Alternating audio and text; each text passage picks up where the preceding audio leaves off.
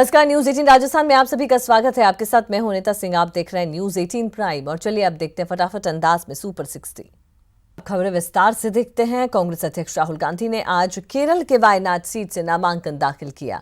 वायनाड के साथ ही राहुल अमेठी से भी चुनाव लड़ेंगे और 2 सीटों से चुनाव लड़ने की वजह से अब राहुल विरोधियों के निशाने पर हैं। विरोधी उन्हें अमेठी का भगोड़ा करार देने में जुटे हैं।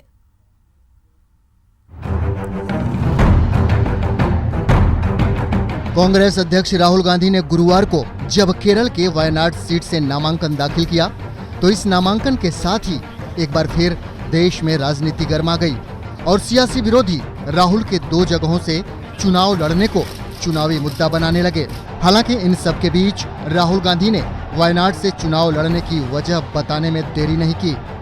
जिस प्रकार से नरेंद्र मोदी जी आरएसएस काम कर रहे हैं, देश के काफी लोगों को लग रहा है कि उनके कल्चर पे, उनकी भाषा पे, उनकी हिस्ट्री पे आक्रमण हो रहा है। तो इसलिए मैं मैसेज देना चाहता था कि मैं नॉर्थ से भी लड़ूंगा और साउथ से भी लड़ूंगा। कांग्रेस अध्यक्ष ये जरूर कह रहे हैं कि आरएसएस और बीजेपी की विचारधारा से लड़ने के लिए उत्तर के साथ दक्षिण भारत की सीट से लड़ना जरूरी है, लेकिन बीजेपी उन्हें भगोड़ा करार दे रही है। साथ ही वायनाड की जनता को राहुल से आगाह भी कर रही है। आप सब जानते हैं कि वे अमेठी से सांसद थे।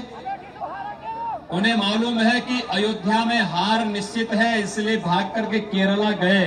जो पॉलिटिकल सीजन और पॉलिटिकल रीजन देखकर जनेऊ धारण करते हैं, वो आज वायनाड में क्या बतलाएंगे वहाँ की जनता को। वायनाड की जनता को तो मैं सचेत करना चाहती हूँ कि अगर सांसद के रूप में राहुल गांधी की क्षमता को देखना है तो आकर कभी अमेठी की बदहाली देखिए। राहुल गांधी पर एक तरफ बीजेपी निशाना साध रही है तो दूसरी तरफ लेफ्ट राहुल के केरल आने से नाराज है। हालांकि राहुल ने साफ कर दिया कि वो लेफ्ट के खिलाफ हमले नहीं करेंगे। I understand that the CPM has to attack me. I understand that they have to fight me. But I am not going to say a word against the CPM. I'm here to send a message of unity. I'm here to send a message that South India is important. Rahul के 2 जगहों से लड़ने पर राजनीति जरूर हो रही है, लेकिन इतिहास और तथ्यों की बात करें तो दक्षिण भारत की ओर गांधी परिवार के रुख करने से कांग्रेस पार्टी को काफी फायदा हुआ है। 1978 में इंदिरा गांधी ने कर्नाटक की चिकमंगलूर लोकसभा सीट से जीत दर्ज की थी, जिसके बाद 1980 के लोकसभा चुनाव में कांग्रेस ने कर्नाटक की सभी 27 सीटें जीत ली थीं। 1999 में सोनिया गांधी ने कर्नाटक के बेल्लारी सीट पर जीत का परचम लहराया और 1999 के लोकसभा चुनाव में कांग्रेस ने कर्नाटक की 28 में से 18 सीटों पर कब्जा जमा लिया था। और इसी इतिहास और तथ्य के सहारे कांग्रेस पार्टी राहुल को वायनाड से लड़वाकर 1980 और 1999 वाले करिश्मे की उम्मीद कर रही है, लेकिन बीजेपी अध्यक्ष समेत पार्टी के तमाम बड़े नेता बार बार कह रहे हैं कि राहुल गांधी को हार का डर सता रहा है, इसलिए वो अमेठी के साथ सेफ सीट वायनाड से किस्मत आजमा रहे हैं। Bureau report, News 18 network. महासमर 2019 के लिए राजस्थान में दिग्गजों के पर्चा भरने का सिलसिला शुरू हो गया है। आज सवाई माधोपुर से कांग्रेस उम्मीदवार नमो नारायण मीणा, उदयपुर से सीपीआई उम्मीदवार घनश्याम सिंह तावड़ और कोटा बूंदी सीट के लिए बीजेपी सांसद ओम बिरला ने अपना अपना पर्चा भर दिया है। पर्चा भरने के बाद सभी उम्मीदवारों ने अपनी अपनी जीत का दावा भी किया।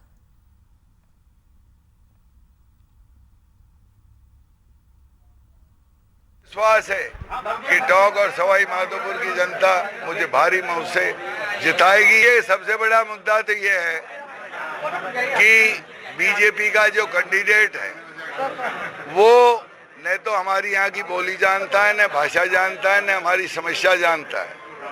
5 साल उसने खराब कर दिए और हरियाणा का रहने वाला है। जनता उससे बिल्कुल निराश है। 5 साल में उन्होंने कोई काम नहीं कराया। कोटा बूंदी लोकसभा की जनता का विश्वास और भरोसा जीतने के लिए नामांकन पत्र भरा है। देश की जनता नरेंद्र मोदी जी को बनाना चाहती है।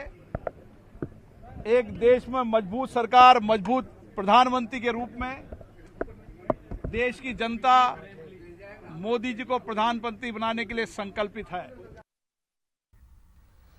और अब देखिए मिशन 2019 की जंग में केंद्रीय मंत्री जी की बंदूक की गोली के साथ सियासी बोली।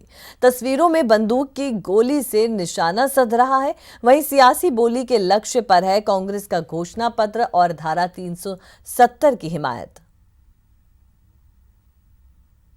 खड़ी करी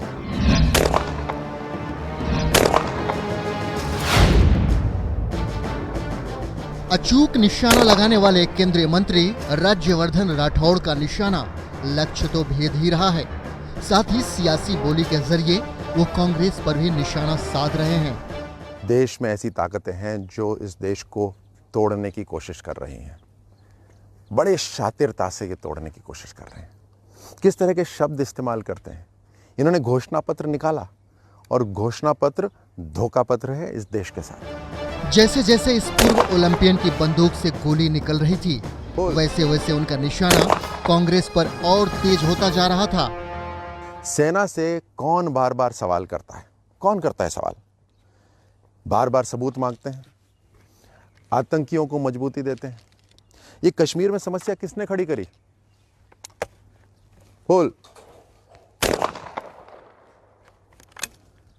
कश्मीर में समस्या किसने खड़ी करी? ये नेहरू ने शुरू करी, क्योंकि पूरा देश को जोड़ने का काम सरदार वल्लभ भाई पटेल ने करा, उनको जिम्मेदारी दी गई।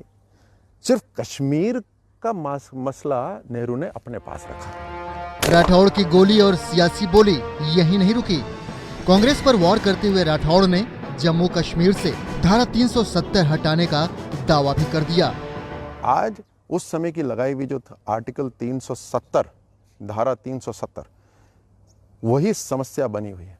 भारतीय जनता पार्टी की सरकार, मोदी जी इस देश को एक राष्ट्र, अलग अलग प्रांत नहीं, एक राष्ट्र, मजबूत राष्ट्र बनाना चाहते हैं और हम वो बना के रहेंगे। दरअसल बंदूक की गोली के साथ राठौड़ की सियासी बोली सोशल मीडिया पर वायरल है। निशानेबाजी से देश दुनिया में परचम लहराने वाले केंद्रीय मंत्री राज्यवर्धन राठौड़ जयपुर ग्रामीण से सांसद हैं।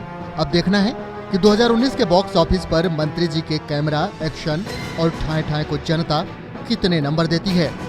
Bureau report, news 18 network. जय हिंद।